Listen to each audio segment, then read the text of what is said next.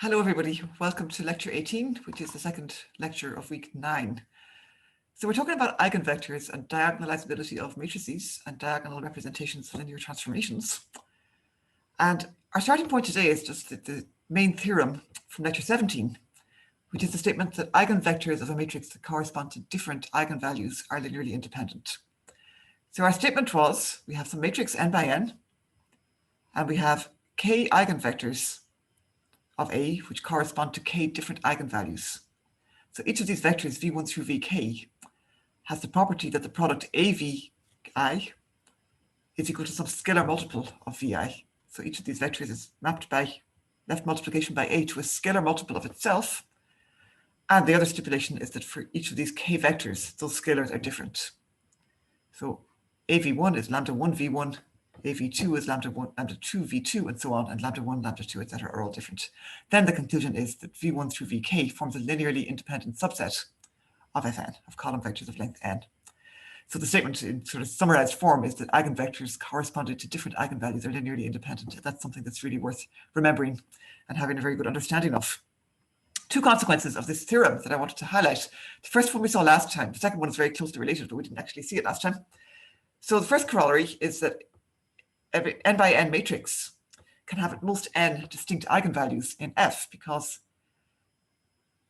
the number of distinct eigenvalues has to be a number of independent eigenvectors that can be accommodated in Fn.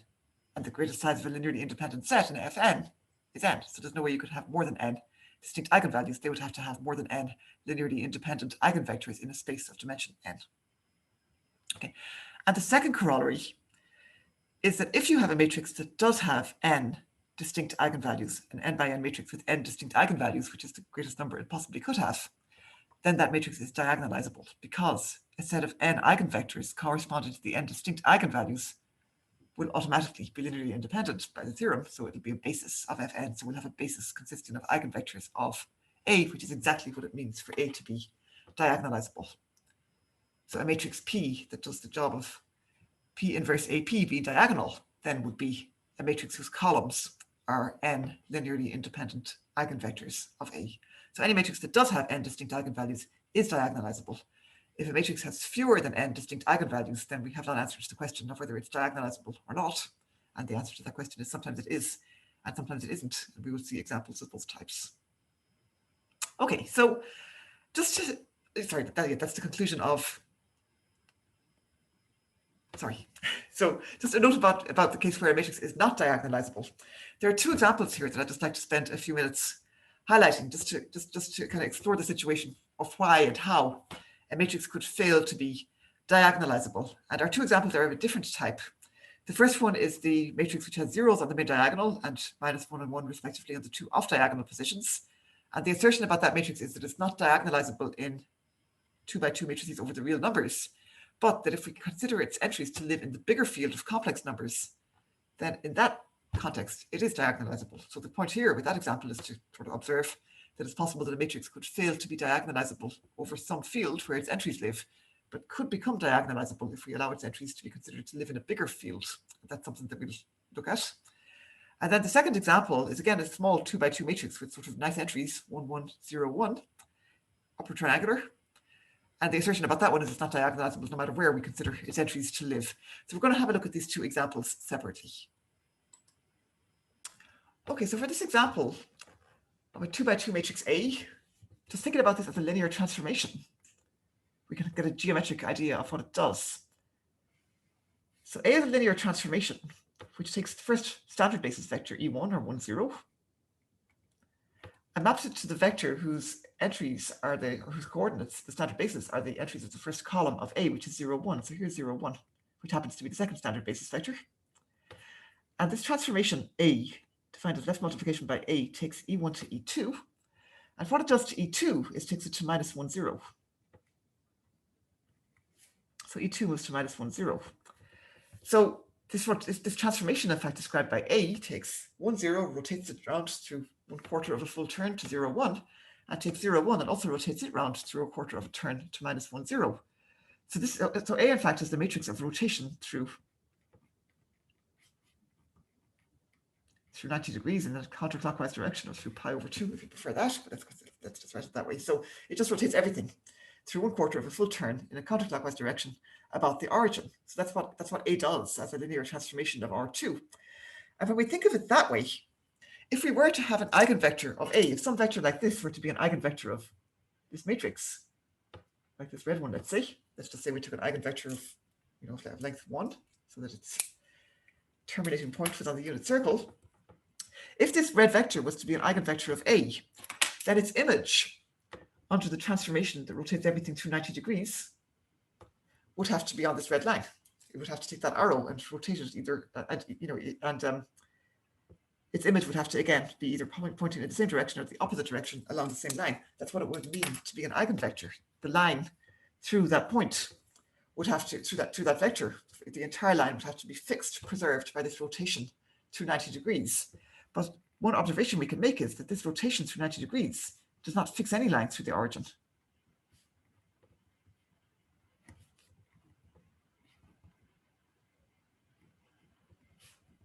Through the origin. In R2, every line gets rotated through 90 degrees, so gets mapped actually to a line that's orthogonal to itself. So no line gets fixed by this transformation. And we might conclude then, if you have an eigenvector for a matrix, then it has to, the one-dimensional space that it generates, which is a line through the origin in the case of R2, would have to be fixed, would have to be mapped into itself by the transformation. So if that geometric argument would tell us that A can have no eigenvector,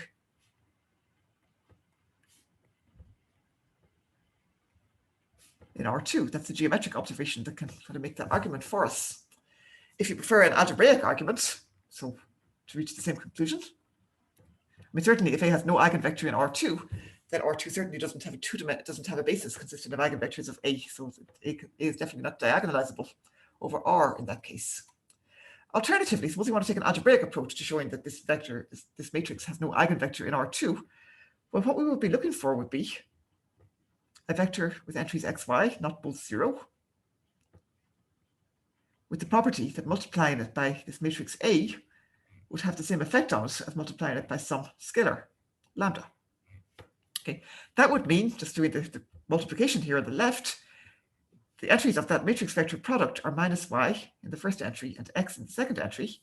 So we'd have to have minus y equal to lambda x and x equal to lambda y. So both of those equations would have to be simultaneously satisfied by numbers x, y, and lambda, where x and y are not both 0. The first equation here, of course, we could rewrite if we want to as saying that y would have to be equal to minus lambda times x. Putting the two together, we'd get the second equation, x would be equal to lambda times y. And replacing y with minus lambda times x there, that would say that x is equal to lambda times minus lambda x, which would be minus lambda squared x. Okay, so x equal to minus lambda squared x would say either x equals 0, which is possible, and in that case certainly x would be equal to minus lambda squared x for any lambda, or the alternative to x being equal to 0 would be that x is not equal to 0, but that lambda squared is equal to minus 1. Okay, if x is 0, that would mean when x is equal to, or y is equal to minus lambda times x,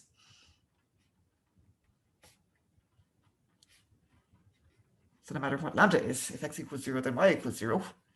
But we have to kind of discount that solution or ignore it because 0, 0 is not an eigenvector of anything. So the other consideration that we must look at is that lambda squared is equal to minus 1. So no real value of lambda satisfies this equation.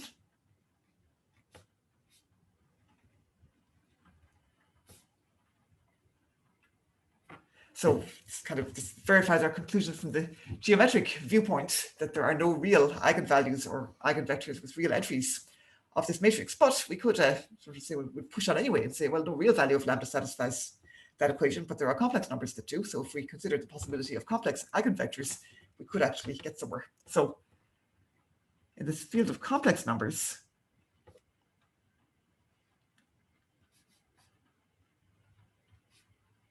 we have the solutions to that equation given by lambda equals I or lambda equals minus I, the two complex square roots of minus 1.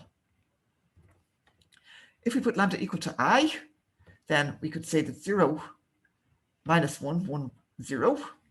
Could we find a solution, an eigenvector xy with entries not both 0, for which this equation is satisfied? So, we're asking, can we solve that? We don't know yet that we can. We just know that there's no other value of lambda apart from I and possibly minus I that possibly could give us a solution. So this would be saying minus y equals ix, and the second equation would be saying x equals iy, which is actually what we would get from the first equation anyway by multiplying by minus I. So if we take x to be 1, for example,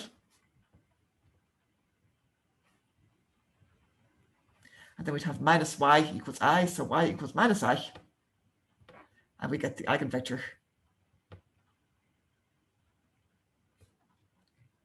one minus I in the complex space, two-dimensional complex space, corresponding to the eigenvalue lambda equals I, and certainly we can confirm that if x equals 1 and y equals minus I, both of these two equations are satisfied.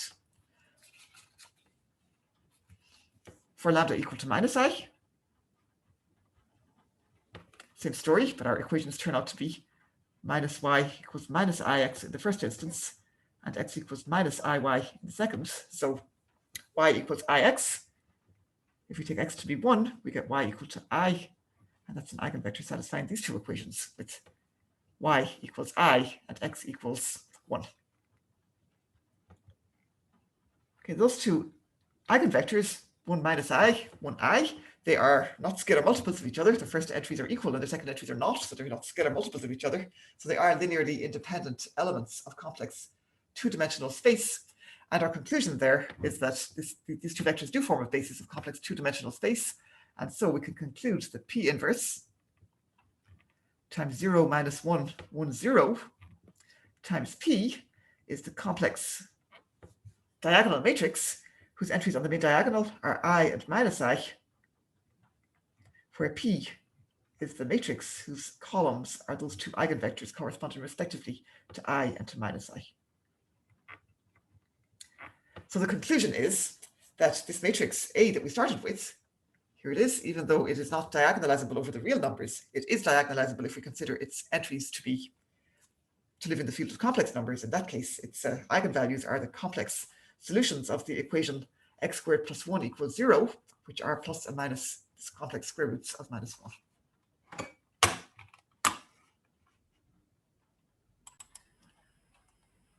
Okay, so our second example is this other matrix B with entries 1, 1, 0, 1. And we're going to try to show that that matrix is not diagonalizable for a different reason. Okay, the reason why the first one wasn't diagonalizable basically was because its eigenvalues, well, it wasn't diagonalizable over the real numbers, was because its eigenvalues are not real numbers. To find them, we have to be prepared to extend our field a bit. We're going to show for the second matrix B that it's not diagonalizable even if we do that. So basically the issue there is that no matter whether we consider the entries to live in the rational, real, or complex numbers, we're not going to find a pair of independent eigenvectors that form a basis for the space C2 or R2 or Q2, depending on which we consider the field to be. So there's a different reason that prevents this second matrix from being diagonalizable, which we'll now have a look at. Okay, so here's our second example. This is our matrix B, and again, we'll just begin by having a quick geometric look at what B actually does as a linear transformation.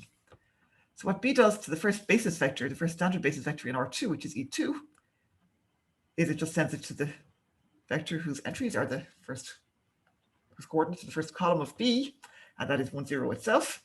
So this is fixed by B, which actually says this is already an eigenvector corresponding to the eigenvalue 1 for that matrix B, which looks like a good start if we want to diagonalize B. But let's see what happens, for example, to 0, 1. So 0, 1 gets moved to the point 1, 1. It's the second standard basis vector, and it gets kind of slid 1 unit to the right. If we look at 0, 2, its image under B, so in general, the effect of B on the matrix, on the column vector xy is 1, 1, 0, 1, xy, which is x plus y in the first coordinate position and y in the second. So basically, in taking xy to x plus y, the second coordinate stays the same. So every point stays on the horizontal line that it's already on. Its y coordinate does not change, but its x coordinate changes by having the y coordinate added to it. So any vector that has 2 as its y coordinate gets slid 2 units to the right by this transformation. Any vector that has -1 as its y coordinate gets slid -1 units to the left, -2 units to the left if your y coordinate is already -2. So what this linear transformation does to the plane basically is it slides sort of horizontal layers to the right if they're above the x-axis and to the left if they're below the x-axis. So it's kind of a shearing motion. Every point gets slid to the right or left by a factor that is equal to its own y coordinate. So every point along a particular horizontal line gets slid to the right if it's sitting above the x-axis by a quantity that's equal to its height above the x-axis. So this is what is referred to as a shearing motion. That's of interest in mechanics and in engineering certainly, and people certainly study shears using matrices in those fields and in fluid dynamics. And this is an example of a matrix that produces a sort of shearing effect. Our problem is to show that R2 does not contain a basis consisting of a pair of eigenvectors of this matrix. And I suppose if we ask ourselves, what an eigenvector of this matrix could be, certainly any point along the x-axis is an eigenvector because all those points are fixed by this transformation. They're not moved at all. But thinking about what an eigenvector could be otherwise, like an eigenvector of the matrix is a vector in R2 that's mapped to a scalar multiple of itself by this transformation. That means a vector that has either the same direction in relation to the origin or exactly the opposite direction. So any of these points that get slid sideways, they don't get mapped to vectors which have the same or opposite directions themselves. So I guess we can kind of start to see from this geometric interpretation why it is that this matrix doesn't have enough eigenvectors to have a basis consisting of eigenvectors in R2. Again, alternatively, or as well, we could take an algebraic approach if we want to.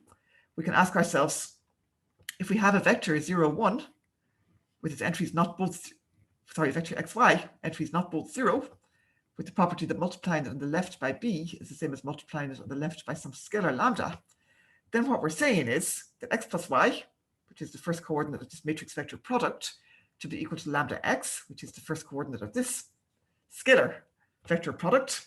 And in the second place, we're saying that that 1y should be equal to lambda y. So that's a pair of equations, again, sort of fairly simple equations involving x, y, and lambda. To look at the second equation first, if we're saying that y is equal to lambda y, that means either that lambda is equal to 1 or that y is equal to 0. Okay, we don't want x and y both to be 0, but one of them is allowed to be 0. So if y is equal to 0, then x plus y equals lambda x implies that x plus 0 is equal to lambda x. If y is equal to 0, then x can't also be equal to 0 because we're looking for an eigenvector which can't have 2 0 entries. So this would be saying that lambda is equal to 1. So even if y is equal to 0, we're finding that lambda equals 1. So in all cases, lambda equal to 1 is the only possible eigenvalue that we could have. So lambda equals 1 is the only eigenvalue of the matrix B, which raises the possibility that we may not have a basis of R2 consisting of eigenvectors of B. If B had 2 different eigenvalues, we would know from our theorem that we have a basis consisting of eigenvectors. But since there's only one, we don't know that. So we also don't know we don't know one way or the other. So we have to look for eigenvectors corresponding to lambda equals 1.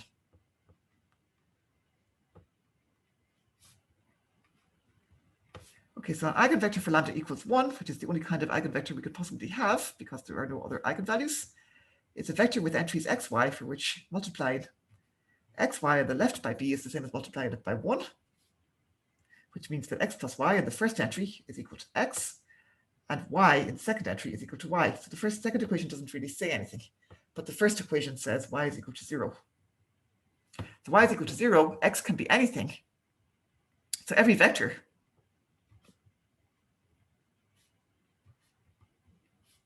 where x can be anything, so we'd say every vector of the form t0, or t times 1, 0, if you like, where t is a real number, not 0, of course, because the 0 vector is not an eigenvector, is an eigenvector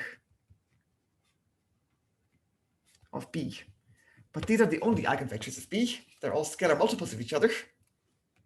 So R2 does not contain have a basis consisting of two of these things. They're all there's no pair of them that give us a linearly independent set. They're all the points on the x-axis. So the eigenspace of this matrix corresponding to lambda equals 1 is just the x-axis, the horizontal line through the origin. So these vectors form a one-dimensional subspace. A one-dimensional subspace of R2.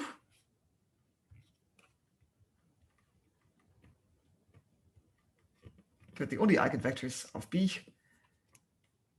And the conclusion is that R2 does not have a basis consisting of eigenvectors of B.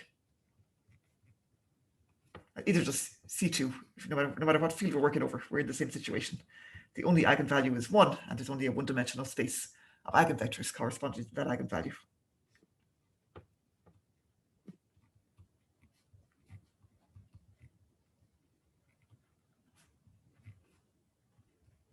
And I suppose I should make the comment, since we're considering this in the context of the other example, that the complex two-dimensional space doesn't either. Nothing in the argument here would have been different if we had been working over the complex numbers instead of the real numbers. Nor does C2. Okay.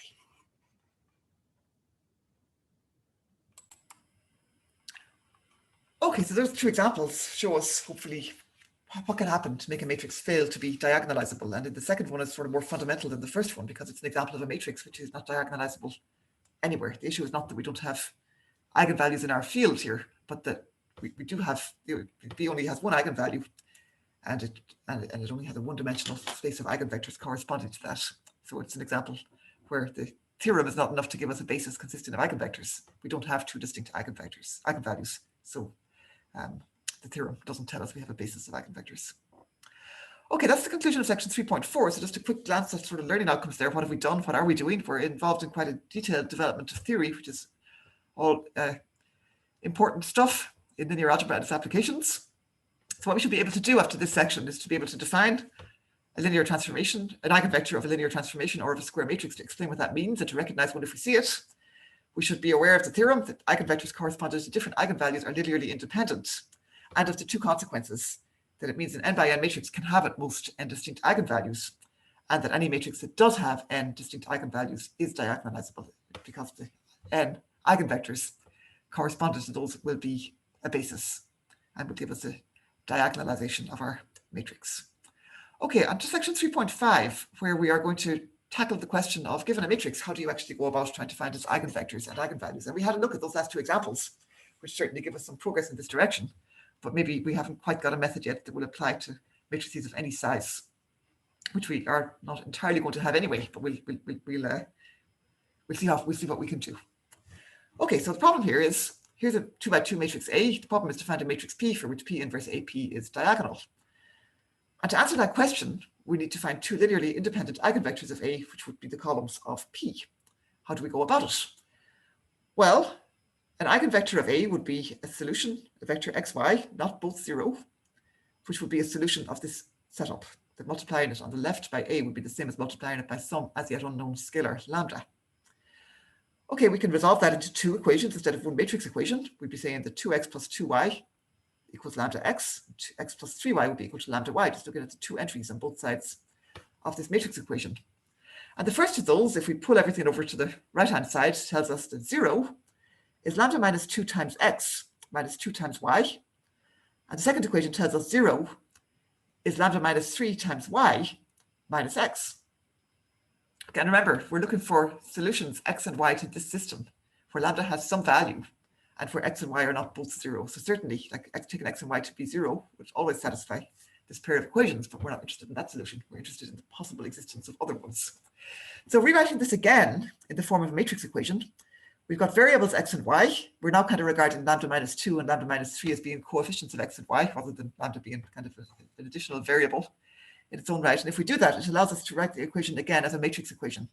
We're looking for vectors xy, not both 0, entries not both 0, with the property that multiplying the vector xy on the left by this matrix, which has not the original A anymore, its entries are lambda minus 2 in the first top left entry, lambda minus 3 in the lower right, So on the main diagonal, we have lambda minus the entry that was originally there.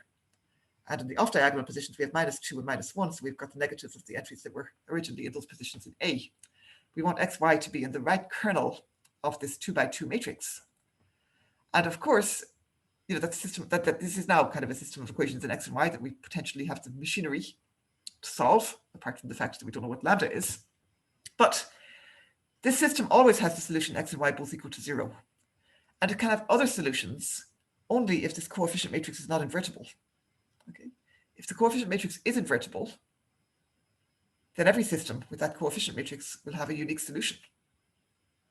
And the unique solution to this system would be x equals y equals 0. Okay, so other solutions, which is what we care about, can only arise if this matrix is not invertible. And that gives us some kind of condition, some sort of criterion that lambda might have to satisfy, which might explain why we can only expect to find at most 2 solutions for lambda, at most 2 kind of viable values of lambda to give us non-zero solutions here. Okay, so a 2 by 2 matrix is non-invertible if its determinant is 0. So I'm assuming here that everyone who's watching this knows what the determinant of a 2 by 2 matrix is. If you don't worry about it. We are going to recall it. But the determinant of a 2 by 2 matrix is the product of the 2 entries on the main diagonal, the top left and lower right entries, minus the product of the 2 off-diagonal entries. So in the case of this matrix 2, 3 on the main diagonal and 2, 1 off it, the determinant of the matrix A would be 2 times 3, which is 6, minus 2 times 1, which is 2. So it would be 6 minus 2, which would be 4. In the case of this coefficient matrix with the lambdas in it, its determinant is the product of the entries on the main diagonal, which is lambda minus 2 times lambda minus 3, minus 2 times minus 1. And we can see that that is a quadratic expression in lambda. And now we have another reason to believe that lambda could have at most 2 possible distinct eigenvalues, because they are the roots of a quadratic equation. They're the values of lambda that make this expression equal to 0, and therefore give us non-zero solutions for x and y in this equation, as well as having the 0 solution x equals y equals 0. Okay, so this expression, lambda squared minus 5 lambda plus 4, is referred to as the characteristic polynomial of the matrix A, and it's the determinant of the matrix that you get by taking lambda times the identity, which just has lambda everywhere along the main diagonal, zeros in the off-diagonal positions, and subtracting A from it. So the determinant of lambda times the identity matrix minus A is referred to as the characteristic polynomial of A for any square matrix A. So far, we're only looking at it for a 2 by 2 example. And this 2 by 2 matrix A that we started with there, its characteristic polynomial turns out to be lambda squared minus 5 lambda plus 4, which is lambda minus 4 times lambda minus 1. It's a quadratic equation, a quadratic expression with nice factors. Okay, the eigenvalues of A are the solutions of the characteristic equation, which is the equation determinant of lambda times the identity minus A equals 0. The difference between the characteristic polynomial and the characteristic equation of A is that the characteristic polynomial is just the expression which gives us the determinant of lambda times identity minus A. The characteristic equation is the equation that you get by putting that equal to 0. So the eigenvalues of the matrix are either the roots of the characteristic polynomial, or if you prefer, the solutions of the characteristic equation. In this example, they are 1 and 4. Typically, for a 2 by 2 matrix, they're the roots of a quadratic polynomial. So there can be one of them repeated, or there can be a pair of them, a pair of distinct ones. Okay, of course, as we saw with the previous example, even if the matrix A itself has real entries, its characteristic polynomial might be a quadratic whose roots are complex numbers, non-real complex numbers. And in that case, the eigenvalues might be imaginary, even though the entries of the matrix are all real. So we saw one example where that occurs, and certainly there are plenty more of them. Okay, so the eigenspace of A corresponding to the eigenvalue lambda equals 1 is the set of all solutions of the system of equations, which says vector xy multiplied on the left by A is the same as the same vector xy multiplied by the scalar 1. This is for the eigenvalue 1. Okay. We can rearrange that equation, that system of equations, by saying that, so the first equation here would say 2x plus 2y equals x. Bringing everything there over to the right, we have that 0 is equal to 1 minus 2 times x minus 2 times y. And similarly for the second equation, x plus 3y equals y. We're bringing everything over to the right there. We have 0 is equal to minus x plus y minus 3y. So we have coefficients minus 1 for x and 1 minus 3 for y. So this matrix with entries minus 1, minus 2, minus 1, minus 2 is just lambda is just 1 times the identity matrix minus A. Okay, so the A that we started with was 2, 2, 1, 3. This coefficient matrix in this system of equations, which has matrix multiplied by xy equal to 0, 0, the coefficient matrix there for the eigenvalue 1 is just 1 times the identity minus A. That has as entries 1 minus 2 in the top left, minus 2 in the top right,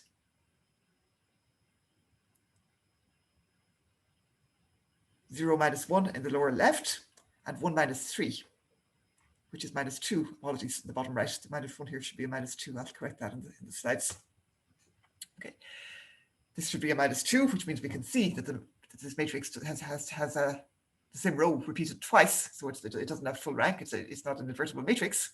And its null space turns out to be, when we correct the second row there, the set of all vectors of the form minus 2t, where the first entry is minus 2 times the second one. So an eigenvector of the matrix for lambda equals 1 is any non-zero element of this space. For example, the vector, if we take t equals 1, which has entries minus 2 and 1, and we can verify that if we take the matrix A and multiply it by that vector, then we should just get the vector itself that we started with. So if we take the matrix A, multiply by this vector, we get in the first entry minus 4 plus 2, which is indeed equal to minus 2. And in the second entry, we get minus 2 plus 3, which is equal to the 1 that we already have here. So any scalar multiple of this vector is fixed under left multiplication by A. The set of all scalar multiples of that vector is the line that passes through the origin at the point minus 2, 1. It consists of all vectors of this form, where the first entry is minus 2 times the second, and it is the eigenspace corresponding to that eigenvector. So basically, we can do the same task for the other eigenvalue, lambda equals 4, and we find another eigenspace, a different line passing through the origin, which again consists of eigenvectors of A, this time corresponding to the eigenvalue 4. So by taking one eigenvector for 1 and another one for 4, we can write down a matrix P, which diagonalizes the matrix A that we started with. Because we have two distinct eigenvalues, we know that we're going to have a basis consisting of eigenvectors, one for each of the distinct eigenvalues. Okay, so next time on lecture 19, we'll come back to the question of how to find the eigenvectors and related eigenvalues of a general square matrix, where, of course, where the size of the matrix is greater than 2, the characteristic polynomial is not going to be quadratic anymore. It can have higher degree, and that's what we'll talk about next time. So thank you very much, and see you next time.